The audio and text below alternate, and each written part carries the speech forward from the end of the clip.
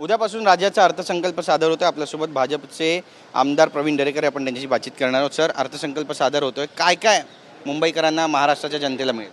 नाही, उद्याच नाही, मला वाटतं 6 तारखेला अर्थसंकल्प सादर होतोय। अर्थसंकल्पीय अधिवेशन या ठिकाणी आहे आणि निश्चितच महाराष्ट्रातील जनतेला या अर्थसंकल्पातून दिलासादायक अशा प्रकारच्या गोष्टी मिळतील यावर आमचा विश्वास आहे। नक्कीच आपण पाहतोय की संपूर्ण राज्यामध्ये सध्या अजितदादा पवार यांच्या अपघाती मृत्यूबाबत बऱ्याच शंका कुशंका उपस्थित केल्या जात आहेत। आज तर बारामतीच्या लोणी गावामध्ये गाव बंदची हाक देण्यात आली।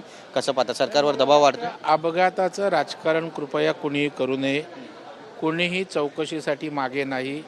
मोठ्या चौकशा त्या ठिकाणी राज्य सरकार करतंय, केंद्र सरकार करतंय।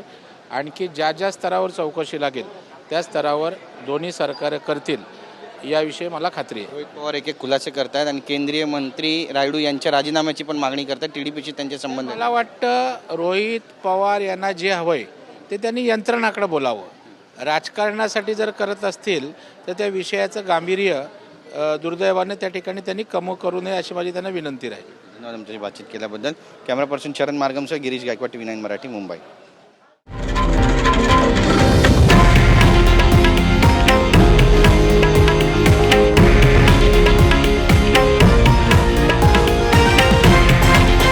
हे आहे देशातील नंबर 1 न्यूज नेटवर्क आणि आपण पाहत आहात TV9 मराठी, एकमेव।